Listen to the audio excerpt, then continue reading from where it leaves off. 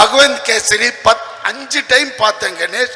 I like the film, I want him to direct అని చెప్పి పిలిచి అడిగితే ఈయన రీమేక్ నేను చెయ్యను అని చెప్పి వచ్చేసారు. నాకు అక్కడ 4-5 directors are waiting on the queue.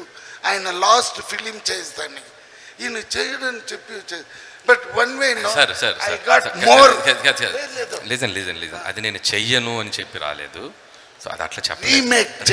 Remake అనేది కూడా అది వేరే డిస్కషన్ జరిగింది. సో విజయ్ గారికి మనకి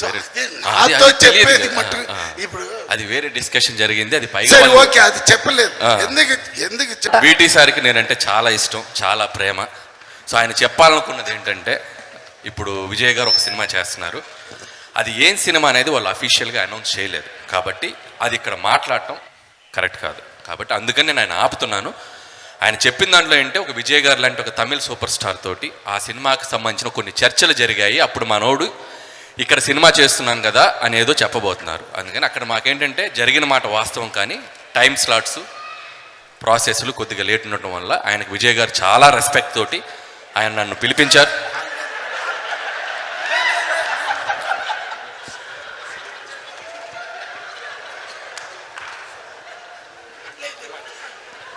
సో ఆయన చాలా రెస్పెక్ట్ తోటి పిలిపించారు, మాట్లాడుకున్నాం. ఆ చర్చ వేరు, జరిగిన డిస్కషన్ వేరు. And my best wishes to Thalapathy 69. నాకు తెలిసి నేను చాలామంది హీరోలతో పనిచేశాను. Is the best hero I ever met. Varisu టైంలో కూడా నేను విజయ్ గారిని కలిసి వంశీపల్లి గారితో 2-3 సీన్లు చేశాను.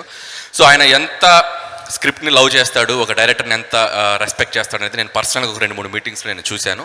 అంతే గౌరవంగా ట్రీట్ చేశారు, అంతే గౌరవంగా మా మధ్య చర్చలు జరిగాయి. తలపతి 69 ఏంటనేది అఫీషియల్గా వాళ్ళు అనౌన్స్ చేసిన తర్వాత మన సక్సెస్ మీట్లో దీని గురించి మళ్ళీ మాట్లాడుకుందాం. ఓకే.